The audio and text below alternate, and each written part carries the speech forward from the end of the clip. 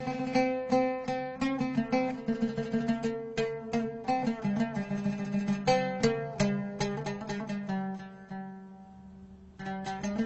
بعد ما اعتب،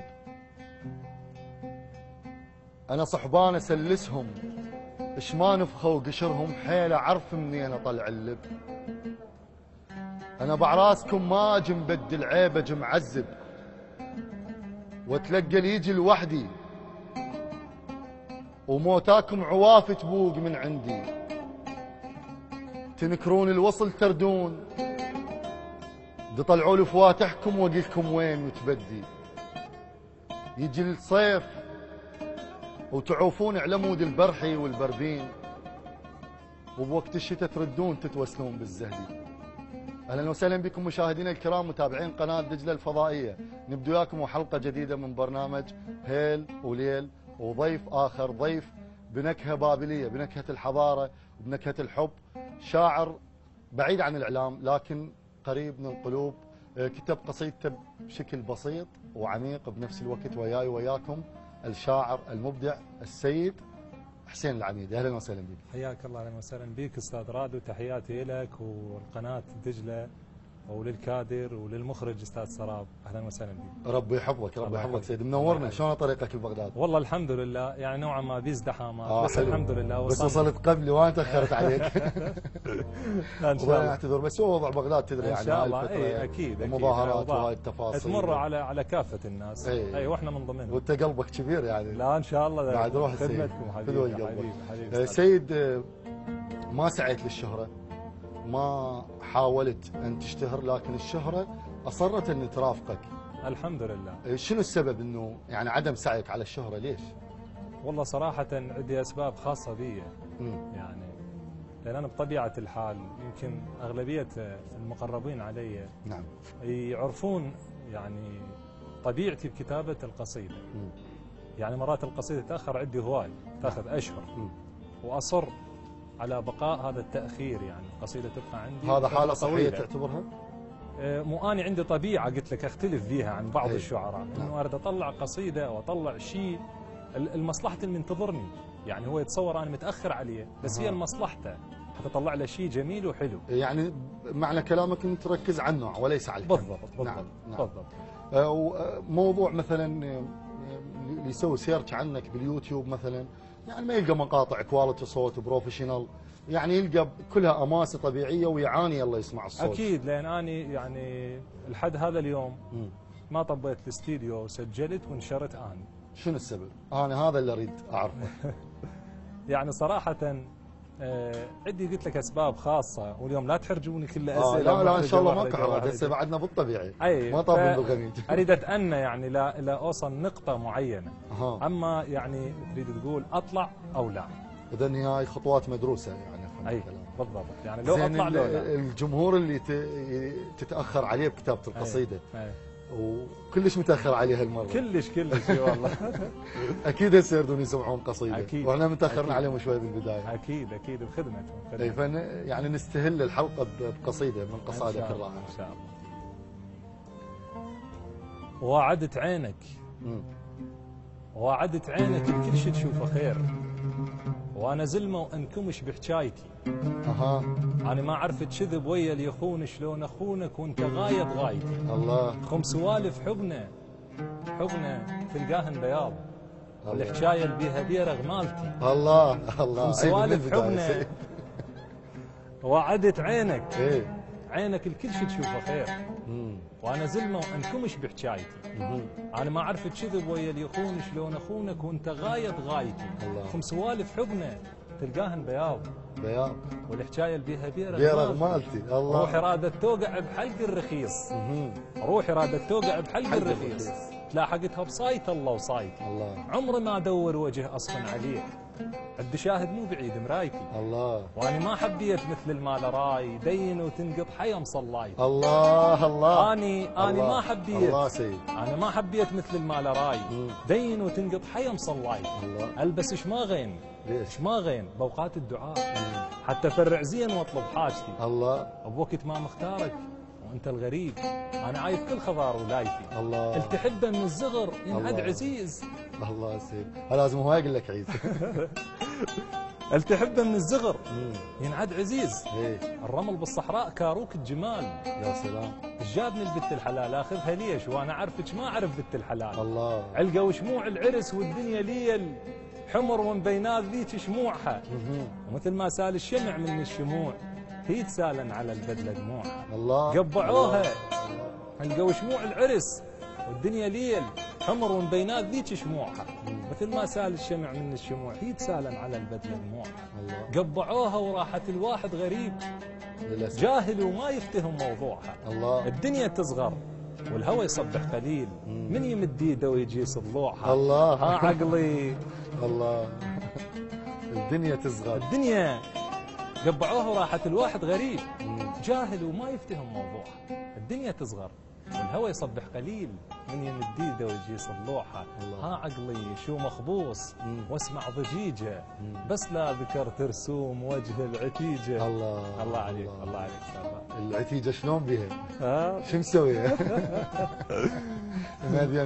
الناس تتفاعل ويا قصيدتك بطريقه بها جنون بصراحه يعني. الله يعزك سابا. الله يديمك. شاعر مبدع سيد الله حسين، يحفظك. اتمنى لك كل التوفيق. الله يديمك سيد ما يحتاج اقول لك تكتب قصص حقيقيه، وهاي فقرتنا المتعارف عليها بالبرنامج واللي صار لها جمهور خاص بصراحه. اكيد. دائما الناس يقولون ننتظر قصه قصيده، وانت حتى على المنصه تقول دائما تنوه انه القصيده قصتها حقيقيه. اكيد. هذا شيء يخلي عندك احراج، يسوي لك مشاكل من الناس القريبين. والله صراحه يعني هو في نوع من الاحراج. وفي بعض الاحيان يصير الاحراج كبير يعني علي. اي. لان مرات الجرح من تتناساه تحسه طاب. الناس اللي تدخل بحياتك، الناس القريبين من حسين، من يشوفوه بكل وقت هو مو يمهم، يم العتيجه على قولتك. شلون تتعامل وياهم؟ شلون؟ والله اكيد. ولو السؤال بنوع من الخصوصيه. اي اكيد. هو استاذ رائد شوف، هو مساله الحب هي غريزه صراحه. صحيح. ويمتى ما تتهيأ لها الظروف الملائمه يعني تبدي هاي الغريزه تشتغل عند الانسان. صحيح. يعني وتعرف الحب مو عيب. يعني الاغلبيه العظمى من البشريه عندها غريزه الحب موجوده يعني. الانسان الخالي من هذه الصفه يعني مو انسان هذا بصراحه. لا اكيد اكيد. يعني هاي لها علاقه بالاحساس. اكيد اكيد اكيد. اكيد. فيعني القصه ما فيها قلت لك قضيه حب، والحب يعني هو يبدي من نظره بعدها اعجاب بعدها تعلق. احنا ما راح نشرح الحب وما تزاغل عليه يا سيد. اريد القصه اللي انكتبت عليها القصيده، هذا طلب المشاهدين. صراحه يعني فانا من هاي الناس اللي مريت بقضيه يعني الحب. او الحب له طريقين يعني جادتين احنا نصيحها له. نعم. اما يسلك بالاتجاه اللي انت تريده، صح، او ياخذ الاتجاه اللي انت ما تريده. اي يعني اللي ما تريده وما يصير. فاني قد يكون من حسن حظي اتجهت بهذا الاتجاه وما صار. قد يكون انما تكرهون شيئا. شعريا خدمك. لا اكيد صراحة. اكيد اكيد. لكن كشخص عادي ما اي قد يكون انما تكرهون شيئا وهو خير لكم. اي هسه انا ما اكتفي بهاي القصه، شوي اريد تفاصيل ونسمع القصيده بشكل مباشر. اي فتفاصيلها يعني مرت في دوامه افكار علي يعني، ومجموعه افكار مرت علي. وتعرف الانسان مرات من يصمم على شيء ويتقرب للوصول له وما يصير، شويه ينهضم. أي. هذا الانسان الطبيعي. بس صحيح. الشاعر يروح العالم الشعر. يحاول يعني يجيب هاي الشيء الجو اللي عايش به يخليه على ورقه. ويسموها قصيده، يسموها شعر، يسموها ابيات شعريه. وبالمناسبه هي يعني شلون نريد نقول، هو اصدق الشعر ان ينكتب بقصه تمر بالشاعر نفسه. صحيح. يعني مو يجي مثلا زيد من الناس ينقل لك حادث لا يألم الجرح الا من به الالم. فقلت لك يعني ألمك الجرح ايش قلت؟ الخذوك شمالهم ما حسبوا الحساب، اللي يبوق من السلف بايق عقل ناطور. أكونك من ريحة تفقس عيون الدار، المكحل رماد يشوف بس النور. ذيبو ما كلت يوسف شجاك تخاف، أمن واطمئن ما بيك كل قصور، بس وظيفتي ودين وصلاة الليل، من الشوك شفت 14 عاشور. العقل يا أهل العقل راحوا ويا البنية، وشيلات العرس يا ريت هندية، خذاك الاسم عايز وابني شوية، كون الوقت مو هذا ذاك الشنت بيه، صدر النهر مخبوط يصفى من احاكيه. الله الول لحصرتك كل ما يجيني الليل، الله ومن تطلع شمس بنتونا سوف ياي، والشلح جلد ما مشهد ظليت، وجبتها وياك نمشي من العطش للماي، عرفت العشق ذمه وعمره 6 سنين، واكتب لك شنت درس القراءة وياي، خلصت حنته وباكر يزفونه، وإيده بإيد غير هواي يردونه، وجماله تكت لك غشه وعيونه، عنه يريد يروح ما يدري بيه، مني ذا فرقاسات صارن بديه، لا ترجع بعد بلكي اننا منساه، بلكي غطى وجهك شرشف الشراي، شفت الماخذك وتمعنت بي زين، لا صاحب طويله ولا وجه جناي، شرى مني الشعير اللي بالقحط غالي، واحس هوسه وعراضه وشادر ببالي، مو وجه الحسن صوته يتراوالي، واتكمكش بفرقاك، درب الرمل باب بلكة أثر موجود لجدام الأحباب، قاعد والهوى يشمر بذان حروف، يبول في البعيد الحيل رايد حيل، ونبطرق العيون المالهن ديبان، عليهن من نجس تفحل بواش الليل، ترى شوية بنادم على بنادم دين، شلونك بالعرس قالوا عليك زوين، قالوا دمعتك خربت كحل العين، يا خربطك بحساب نجم الليالي، بالك ترى يقولون حوضك خيالي. الله عليك قصيدة شاتي بها مجروحة بصراحة. الله يجزاك. تتوقع راح تكون هوية حسين العميدي هالقصيدة؟ أكيد. لأن يعني أكو بعض الناس يعني عرفت البيت بس ما عرفت يعني وصل البيت قبل اسمي لهم. أي القصيدة انتشرت بشكل واسع كلش واسع، وأنا أفرح من ألقى قصيدة منتشرة وهي قصيدة تستحق الانتشار الحمد لله. يعني القصيدة أنا دائما أميل للمواضيع اللي قريبة من قلوب الناس أكيد، وهي بقد ما هي بها صور كبيرة، بقد ما بها شعر، بقد ما بها بساطة، يعني مسهلها بحيث أي واحد يقدر يتلقاها. فعلا هي البساطة يعني تجي من تعب بالكتابة يعني. صحيح. العفوية هم حرفة سيد؟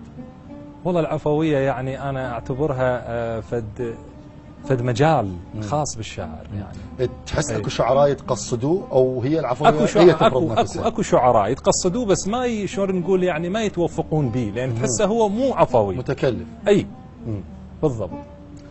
سيد، عالم الفيسبوك بعيد عنا كل البعد، أنا دائما أفوت صفحتك أتابع ناشر، أشوفك مقل يعني حتى بالصور حتى بالأبيات، شنو السبب؟ والله صراحة يعني أحكي لك يعني واقعي أو نظرتي الخاصة عن الفيسبوك.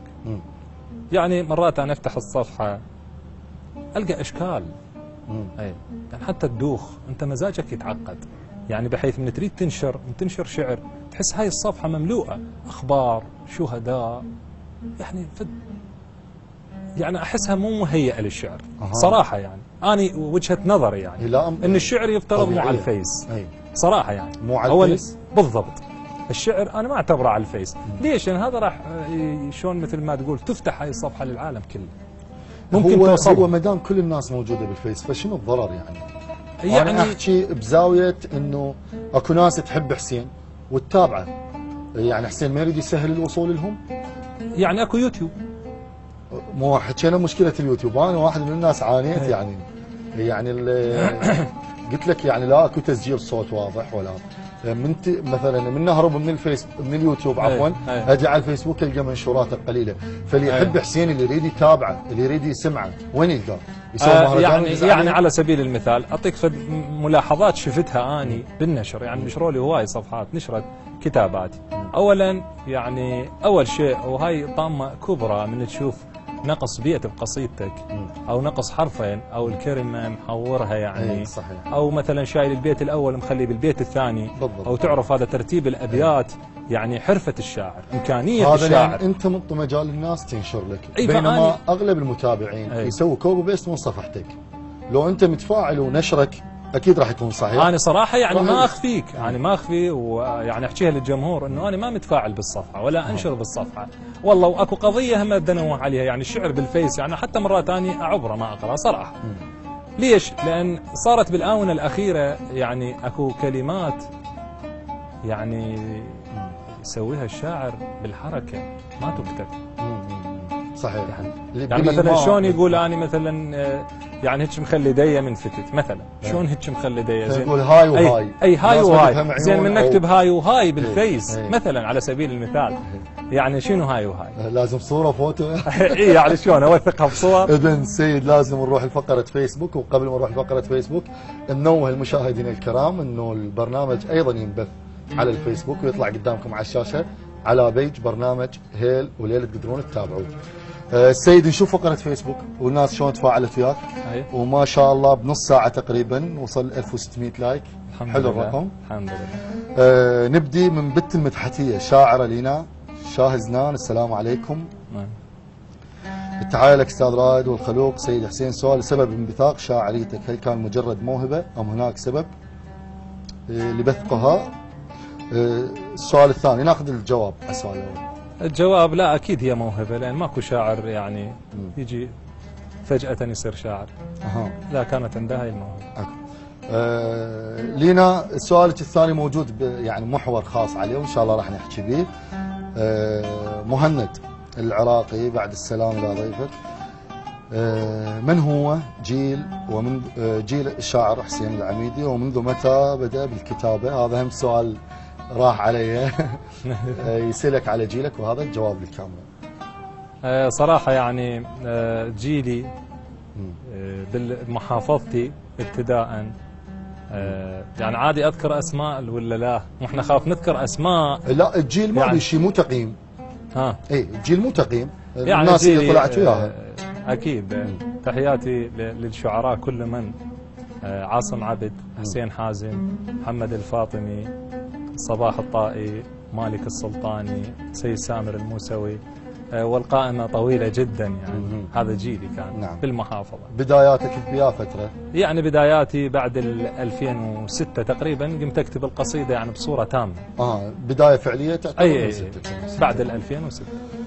تمام. علاء الشمري مشتاق لكم اثنينكم ابو. سؤال للسيد: ليش ظالم نفسك؟ وين تجد نفسك؟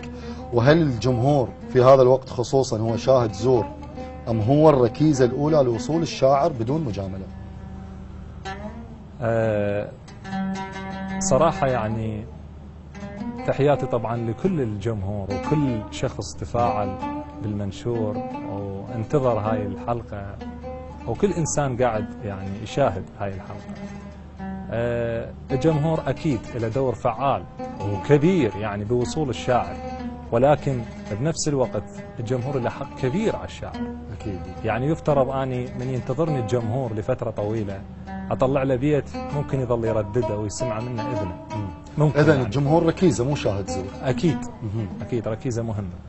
عصام كريم للشاعر المبدع، السلام عليكم. هل الانتقال بالوزن والقافية لون أو ضعف أو جمال عند كتابة القصيدة؟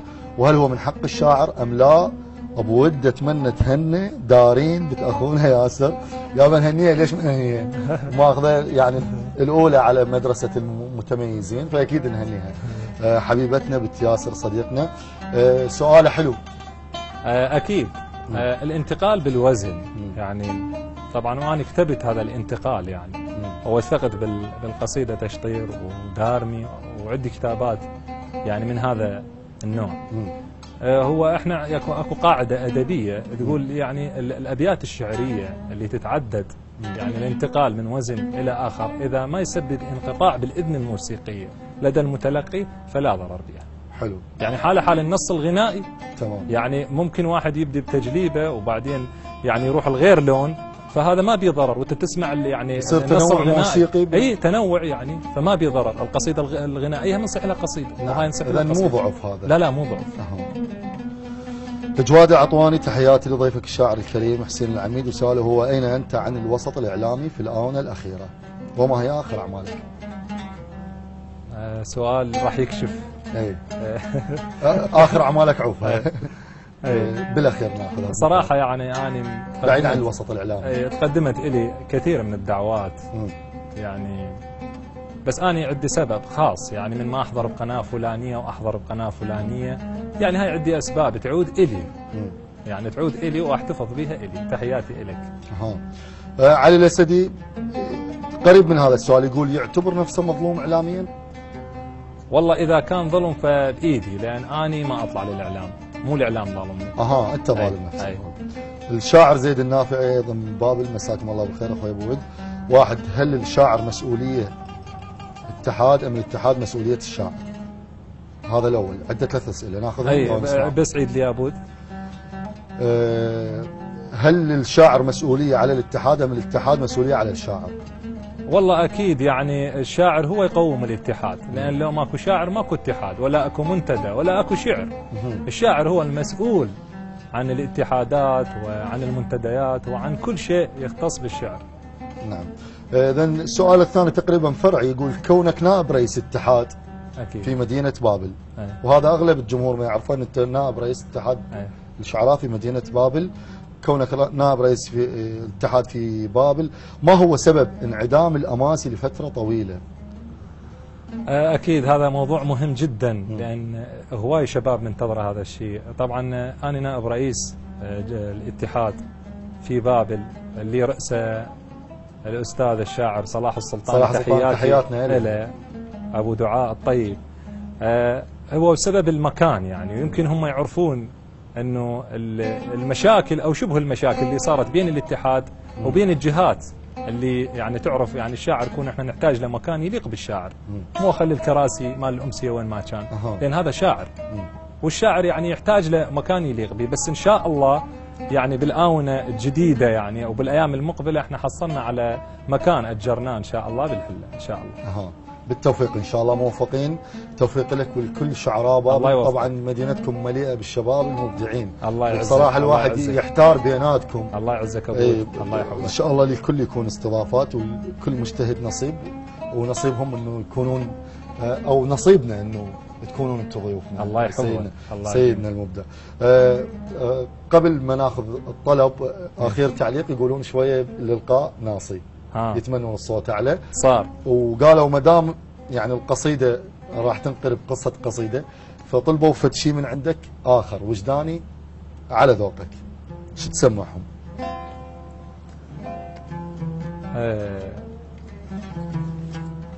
بصحن الدار تسرح نوق فرقاك. بصحن الدار تسرح نوق فرقاك، واقرب جار لي محني بيته. بصحن الدار تسرح نوق فرقاك، واقرب جار لي محني بيته. وانا ادري اللي يتشلب بالهوى يطيح، وعرف بنادم الحر من مشيته. الله طلع من عيني بصحن الدار تسرح نوق فرقاك، واقرب جار لي محني بيته. وانا ادري اللي يتشلب بالهوى يطيح، وعرف بنادم الحر من مشيته. طلع من عيني صوت ولون دخان، بعيني احترقت صوره وبكيته. الله طلع من عيني صوت ولون دخان، بعيني احترقت صوره وبكيته. الله ايش ما ضم السوالف تطلع وياك، فقير ومشكلة قلبه علانيته. الله ايش ما ضم السوالف تطلع وياك، فقير ومشكلة قلبه علانيته. اذا تنسى كلام الزارع وياك، اكيد الزارع بقلبك نسيته. جابوا بكذب طارية للناس، كاسر خاطر الوادم لقيته. الله جابوا بكذب طارية للناس، كاسر خاطر الوادم لقيته. ولقوها اثار حبك مثل شعلان، اللي لقوا جير بقفا صورة هويته. الله لقوها اثار حبك مثل شعلان، اللي لقوا جير بقفا صورة هويته. عليك مخلي انا بديت تذكار صورة شايب وكامش دحيته. حتى اتذكر انا وياك ندمان، ندامة ميت مضيع وصيته، أحد ما ينفع ويا السيف حداي. مشيت وعيني ترضى الضعن حداي، حد وياك ما ينوصف حداي. علم غيسل بقولك سهم بي. الله علم غيسل بقولك سهم بي. الله مبدع سيد كل قصيدة قصيدة واحدة. الله يديم. مسابقة شعراء بابل كنت أحد أعضاء اللجنة؟ أكيد يا أكيد. شلون تم ترشيحك وشنو الهدف من المسابقة؟ والله صراحة هي كانت مسابقة حلوة يعني وناجحة، وجمعت يعني كثير من شعراء، يعني ما يقارب 35 ل 40 شاعر شاركوا بالمسابقة. وتحياتي للقائم على المسابقة الشاعر حسام الخفاجي، تحياتي له. وايضا شرفت انا كنت ضيف اكيد موجود.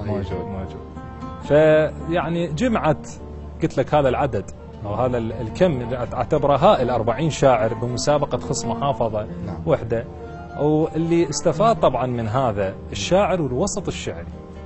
اي لان كانت بها حلقات، وكل حلقة شاعر يطالب بقصيدة، فكتب كل شاعر يعني انضافت لكل شاعر خلال شهر انضافت له 3 قصائد بثلاث مواضيع مختلفة. حلو.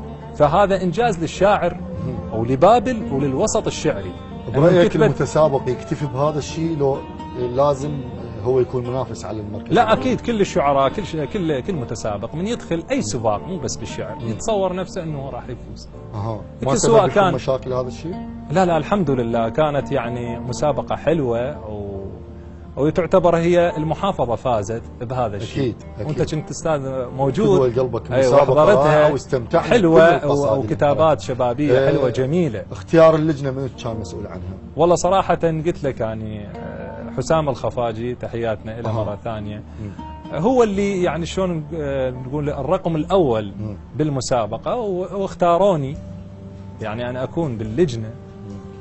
وأكيد يعني من يختارك ابن محافظتك يعني فخر إليك إنه تخدم الشعر صراحة. يعني أنا مو كون لجنة وكذا، لا يعني أريد أخدم الشعر، أخدم الشاب، يعني أخدمه في هذا المجال حتى يوصل لمبتغاه. والحمد لله يعني كانت المسابقة جميلة مثل ما يعني وإن شاء الله تتكرر يعني. الحمد لله يعني إن شاء الله صحية إن شاء الله إن شاء الله. السيد حتى للناس يكون عندها انطباع عن السيد حسين انه هو يكتب بس القصيدة العاطفية والقصة اللي تخصه هو. إذا نطلب منك تسمعنا شيء بعيدا عن العاطفي، ايش تسمعنا؟ عن الوطن، عن الشهيد. والله صراحة قصيدة كتبتها يعني هي كانت أو هي مو قصيدة، مقطوعة وخصيتها يعني بداخلي بس مو للإعلام. والله خصيتها بداخلي لزميلي المرحوم الشاعر علي رشا، خصيتها إلى بالذات بس أنا ما ذكرت اسمه بيها حتى تعمم لكل الشهداء، بس بداخلي كان هو هذا السبب. كان هو هذا السبب. المقطوعة تقول بالدنيا هاي الموشلك مو شلك، بالدنيا هاي الموشلك مو شلك، بس اللي يحب الله الدرب ويفهمه. عاين بوجهي تحسني فاقد اخو، عاين بوجهي تحسني فاقد اخو، ركز بصوتي ما تحس بي ضمه.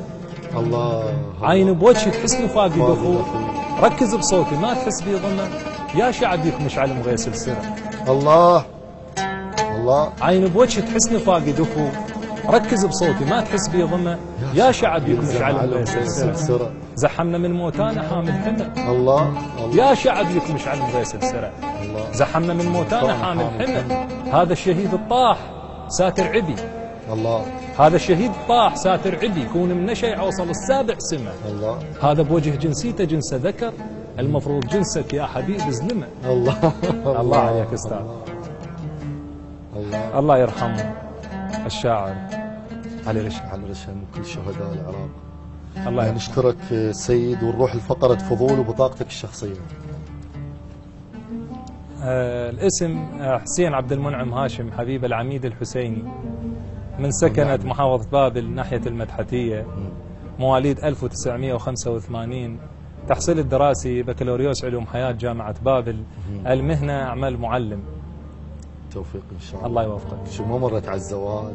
متزوج أكيد متزوج، ويعني صار لي تقريبا سنة إلا شهرين.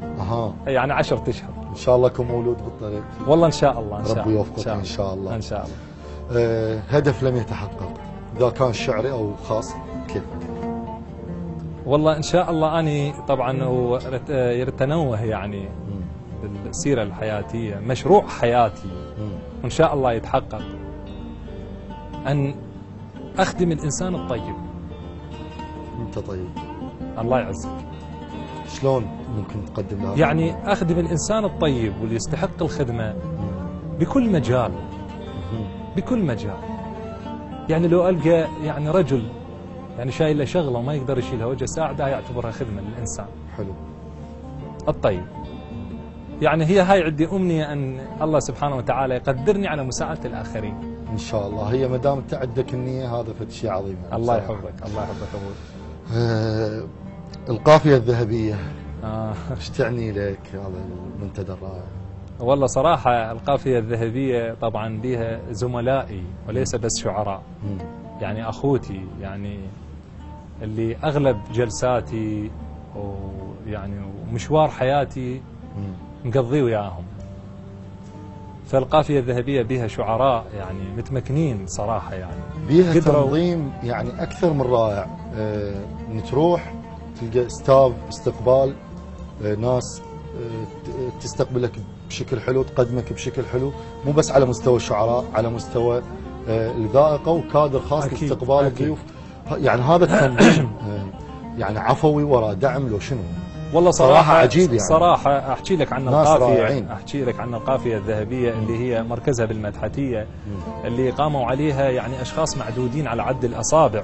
أولهم يعني الشاعر على غافل، تحياتنا له، والشاعر مثنى كامل تحياتنا له، والشاعر على عبد، والشاعر محمد المسعودي، وبمساعدة يعني نريد نقول الذائقة، الناس القريبة على الشعر، يعني اللي تحب الشعر بدون مصلحة. صحيح. فقدروا هذول يعني الاشخاص المعدودين قدروا يوصل اسمهم يعني كل العراق بالجانب الشعري، والحمد لله. صح. يعني قاموا مهرجانات على مستوى اي على مستوى يعني وانت سيد العارفين بهذا الشيء. اكيد اكيد.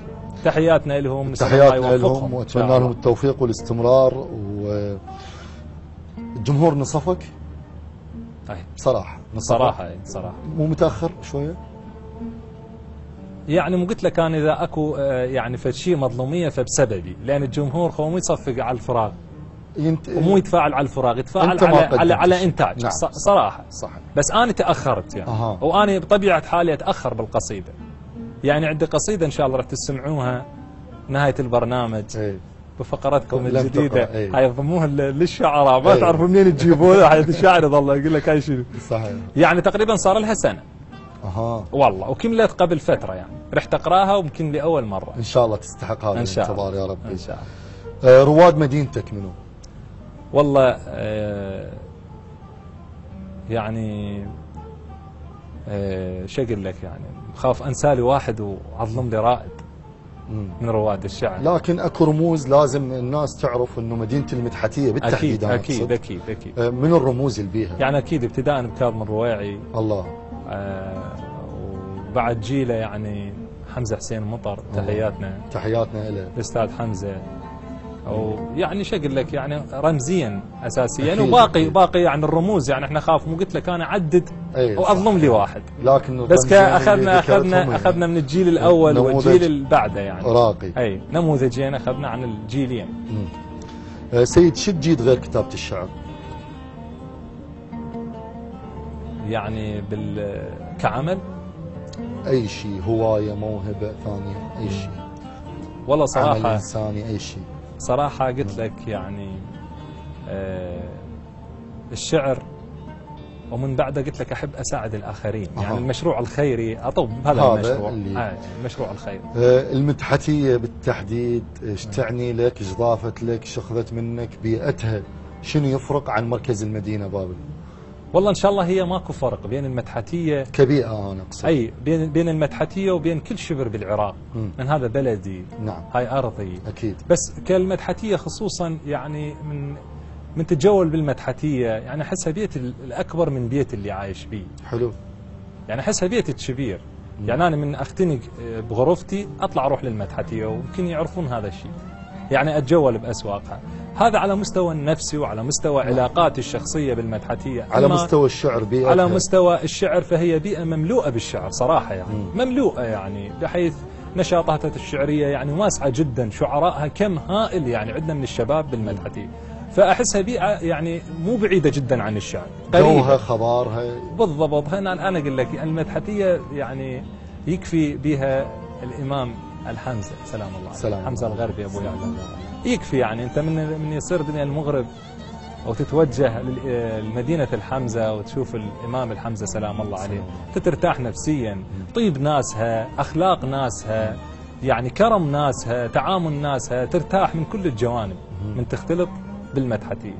فالمدحتية مدينتي وأنا مديون لها. تحياتنا لكل المدحتية. تحياتنا للمدحتية وكل ناسنا بالمدحتية. شكرا. شعريا لمن تقول؟ شكرا للشعر اللي خلاني أعرف هواي ناس طيبة. حلو. كانت بعيدة علي، قربها الشعر إلي، فأني مديون للشعر. وشكرا مرة أخرى للشعر اللي عرفني. هذا الشعر بشكل عام شخص يعني لازم أكون إنسان صراحة هذا يمكن يعني ما أعرف أجاوب، يصير مشكلة. لا مو بالعكس، يعني بدايتك مثلا من مستقبلك، أول شاعر التقيت به، شاعر تحسه خدمك بشكل شخصي. يعني على جانب الشعر فقط. نعم. هذا السؤال. صراحة هذا الشكر يعني اللي أخذ بإيدي نحو الشعر الشاعر المبدع صلاح السلطاني. تحياتي إلى أبو دعاء. تحياتنا له وشي نحسب له بصراحة. أول شخص سمع قصيدتك؟ والله صراحة ذكرناهم قبل شوية أخوتي بالقافية الذهبية. والله يعني بالمدحتية، يعني إضافة إلى أخي وزميلي الشاعر عاصم عابد يعني. الله. فدائما أنا أتناول وياه. حسام الخفاجي. خلينا نعتبر عاصم وعلاء وحسام موجودين وتقرأ لهم القصيدة. يعني أي قصيدة؟ قصيدة نهاية فقرة فضول غير لم تقرأ. لم تقرأ. يا الرايحين اعلى الولف ذم الشوق، وصلوا كلامه بالعجل قلوله، مبري الذمة على السهر والصفنات، وذمتك يا شيب الراس ما مشكولة، من الزغر حبك أول براس الموق، من كانت الحيهم قبلها الأولى، اللي يمتحن بالصبر ينجح بالموت، واللي يرسب براسه كبيرة اللولة، وكنت امتحن بيك وأحصل 200، والغير ينجح لازم يردوله، لولا الخذوك هناك وشفت الدنيا تفتر مقلوب، من أحبابه شفت من العصر يمشوله، لولا الخذوك عناد بيه يسووني، من المغرب شموع العرس مشعولة، ورديت مثل الخايبة بلاد النور، أولاد هالوقت الخبز يبرولة، واستوطنت غابة هموم الهجران، ولاعبن شوقك لعبة العادولة، بالحلم وطيوفك يجن شيلة ماش، وش قد ردت لا سولفة ولا قولة، بس بين بوجه المفارق صوبين، شخبط بصوب وصوب لاعب جولة. الله عليك. الله سيد حسين، قسم من الناس يصنفوك من شعراء القصيدة الواحدة، شنو يكون ردك لهم؟ والله صراحة يعني يمكن أنا نوهت عن هذا الموضوع ومنوه هواي عنه. على يعني موضوع قليل الآن الكتابة. أو أنا أحكي بموضوع بالتحديد، يعني قالوا إنه الشاعر هذا قسم وأنت يجوز بواصلك الكلام. يشوفوك انه انت شاعر قصيده واحده، وشاعر القصيده الواحده معروف حتى من العصر الجاهلي انه الشاعر اللي تبرز عنده قصيده واحده. وحتى بعصرنا مثلا الشاعر حسن المرواني برزت عنده قصيده انا وليلى اللي لحنها الاستاذ قام. اكيد يطلقون عليهم شعراء القصيده الواحده اللي تبرز عندهم قصيده واحده. فاريد رد شافي، انا بالنسبه لي شفت كل قراءه الشعر اريد رد شافي. والله صراحه هو هسه انت لو طب يعني بكل مكان لو تتعامل ويا أحجار كريمة، هسه الأحجار الكريمة تجيبها قدامك تعامل وياها مو بالقصايد، تشوف وحدة مبينة ذيك أحلى منهم كلهم. صحيح. بكل شيء يعني تتعامل يعني بالكتابات الأدبية، أي بالرسم. هسه أنا لو معرض رسم ونطب أنا وياك، فأنت تشوف هاي القصيدة وأني العفو الصورة تشوفها بهذا المعرض نشوفها أجمل صورة. صح. فتبرز هاي الصورة عن باقي الصور. صح. فهاي القصيدة قصيدة العقل صراحة يعني هي برزت عن كتاباتي كلها. فمو معنى يعني من تبرز قصيدة انه الشاعر ما عنده شعر يعني. يعني خلي يوصل هذا كلامي لكل من يشاهد وكل من يسمع. انت نظرتك لقصايدك تحس هاي القصيدة اميز وحدة بهن فنيا؟ اكيد تحسها اكيد. قصيدة يعني لامعة وقصيدة وصلت والحمد لله، او ان دل شيء دل على حقيقة القصيدة. اكو مرات من تنجح قصيدة عند شاعر تأثر على باقي قصائده. اكيد.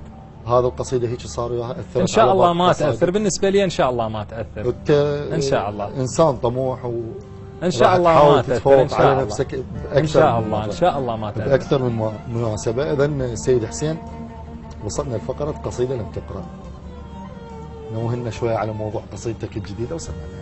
والله صراحة يعني قلت لك القصيدة يعني صار لها قرابة 10 أشهر إذا مو أكثر، يعني كملت قبل فترة. هاي القصيدة يعني شلون أنا عايفها براحتك. كل ما أرتاح أروح لها. حلو. أرتاح أروح أشيكها أشوفها أضيف عليها. حلو. هاي لأن صراحة تعرف يعني القصيدة هي هوية شاعر يعني، أو هو إنتاج شاعر، هذا يعبر مسؤولية. يعني أنا من رحت أقرأ قصيدة يمكن بهاي القناة الموقرة يمكن يوصل للعالم كله، فهاي راح تكتب تاريخيا. فيفترض أن أضيف في القصيدة الشيء اللي بعد 50 سنة من أقعد وباوع له ما مستهضم أو ما متندم على كتابة هاي القصيدة. حلو. لأن هواي شعراء وأنت سيد العارفين كتبوا شعر وطلع هذا الشعر وتدون هذا الشعر وحفظته الناس، بس من رجع ويا نفسه متندم عليه. ويا نفسه مستعجل. اي فأنا ما أريد أندم على دية كاتبه. اي صراحة يعني. حلو. ان شاء الله قصيدة تستحق الصبر والانتظار. ان شاء الله. ونسمعها سيد. ان شاء الله. قصيدة جديدة ونهديها لجمهور برنامج ليل وليل. القصيدة بدايتها الحب فلاحتي. الله.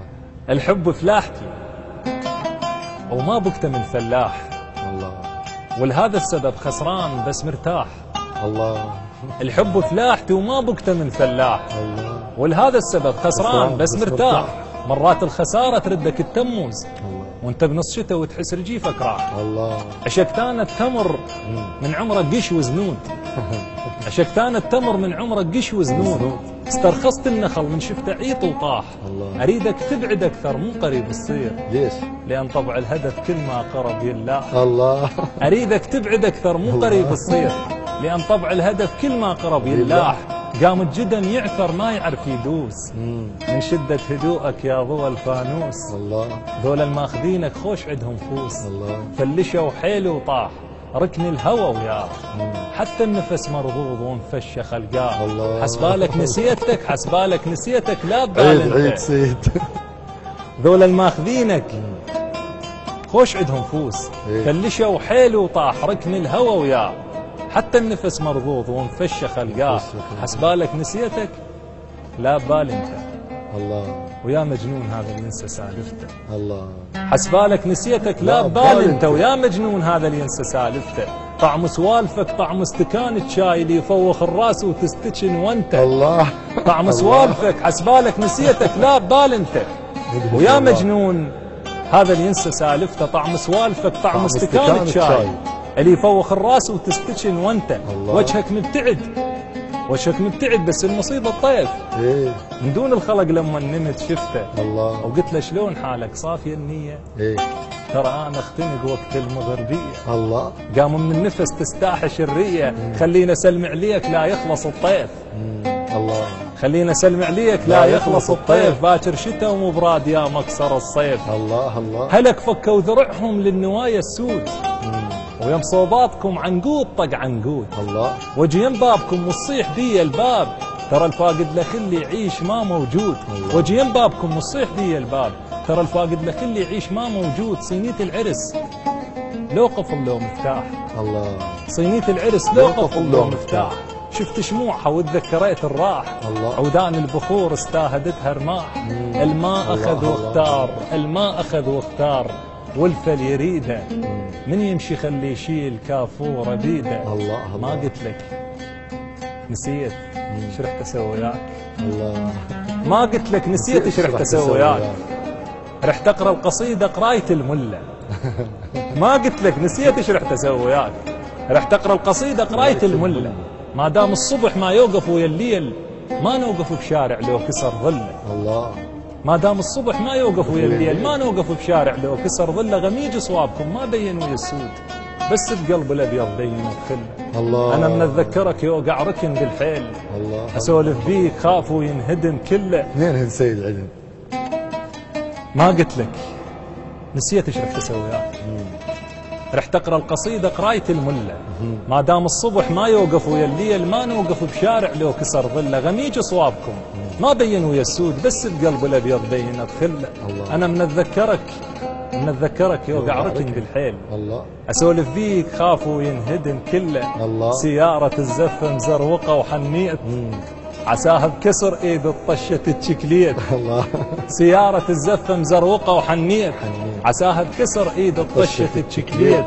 نزل جام تخلينا ودعه ببيت. الله ماي السلف من راح كان العطش جاي. الله بعت السلف ما جاب عقبك جدر ماي. الله الله عليك. الله يحفظك. الله رائعة. الله يعزك. تستحق السنة وتستحق التعب. الحمد لله الحمد لله. يقول احنا في الدقيقة الأخيرة الأستاذ مستحيل.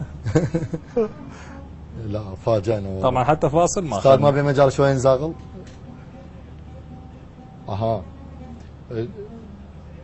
الحلقة سريعة وتفاجئني أنا عبالي بعد أنا بعد واحد حكي عندنا ما حكينا. خلي ما دام الحوارات كانت كثيرة شوي نسمعنا مقطع نختم به الحلقة. مقطع أهديه لكل من شاهد وانتظر هاي الحلقة وقاعد يسمع ويشاهد هاي الحلقة. يا صاحبي وشوفتك الدنيا مقضية. جروح يشابهن البيك والبيع. يا صاحب وشوفتك الدنيا مقضية. جروح يشابهن البيك والبيع. العوشية كانت غصن الله شايل خضار وثمر. ومن قبل لا تنصبغ كانت من أهل الشجر. الله ما عندها كل مصلحة.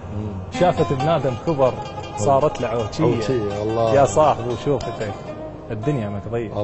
الله عليك. نورني سيد حسين. الله يحفظك. حقيقة الله يعزك. الحلقة مرت كالبرق يعني بعد بي اريد اسولف وياك لكن للاسف وقت البرنامج. شو نسوي هذا؟ وقت البرنامج اخذ من عندنا هواي وافترض احنا نسولف اكو امور يعني بدنا نحكي فيها. شو تقول بنهاية الحلقة سيد؟ والله شكر خاص لحبيبي الشاعر هذا بالفتيان. فدوى قلبك يا عم. شكر خاص للقناة الموقرة قناة دجلة الله الفضائية. أشكر المخرج الأستاذ أوس.